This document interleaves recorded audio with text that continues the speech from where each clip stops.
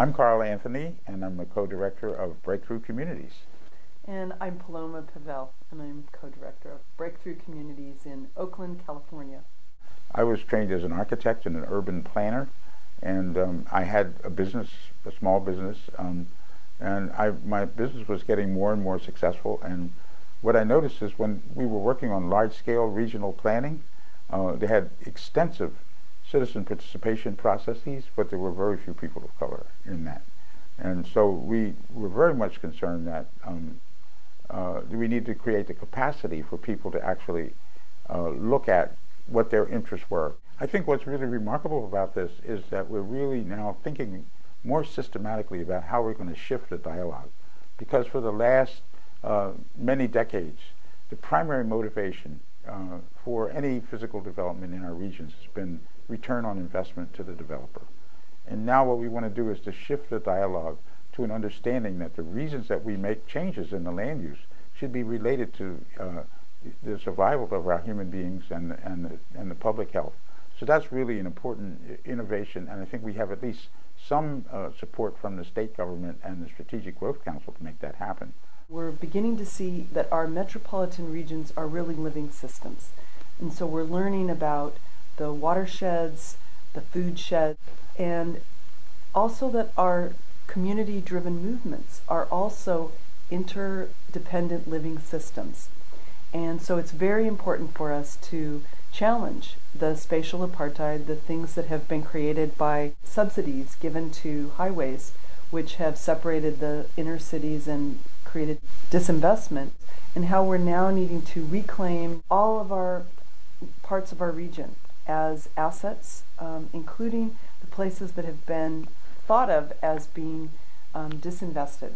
The commitment to social equity is embedded in the Civil Rights Act, Title VI of the Civil Rights Act of 1964, which is, in a sense, is to protect all people against discrimination. This is a really important way to challenge some of the practices which have been discriminatory. There's also an executive order for environmental justice that's available that requires all of the agencies of the federal government to really look at the impacts of the decision-making on vulnerable populations. In anticipation of some of the challenges that lie ahead, I think having a much broader participatory planning process where all the cross-section of community groups have a place at the table is a way to actually anticipate some of the changes that we're going to be needing to make in the future. We're at a really important moment in our shared life in the Bay Area because we're midway through a process that was mandated by SB 375, that we begin to look at our transportation investments in ways that reduce the amount of CO2 emissions. And as we have gotten into this process, and hundreds of people have been involved in this in many meetings, the goal of this process is to produce for the Bay Area something that is called a sustainable community strategy. And that basically should, by law, should reduce the CO2 emissions caused by our transportation decisions in the Bay Area. It also, by law, requires us to find a strategy for making available housing for all income groups in the Bay Area. So we're in the process of designing a sustainable community strategy for the region. And this idea of resilience has not yet been given the kind of attention that it needs.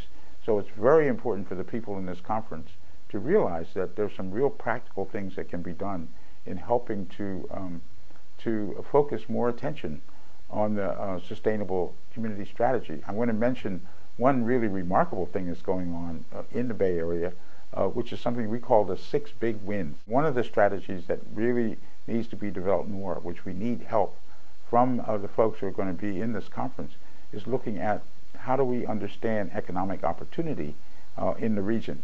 And we have traditional ways of understanding economic opportunity, which is you get a big company in and they hire a bunch of people, and then you get a living wage for people who work for these big companies. And in all likelihood, some of that is going to be necessary.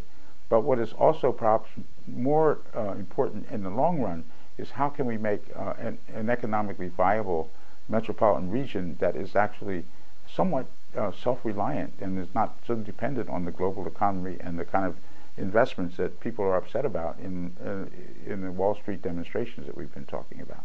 What's happening is we're coming home. We're coming home to our interconnectedness. We're coming home to our interconnectedness of our natural resources in the sense of water and air and food production, and we're also coming home to our sense of interconnectedness as people. So it's really important for us to get together and put our heads together, come up with creative solutions, learn how to speak a common language, and exercise our political will.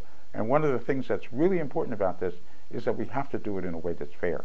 That it's fair to the poor people, the people of color, who are over 50% of the population in the region, but it's also fair for people who have means and middle-class people. So there's a place in this strategy for everybody, and we need the kind of mobilization that's coming from this conference in order to make that a reality.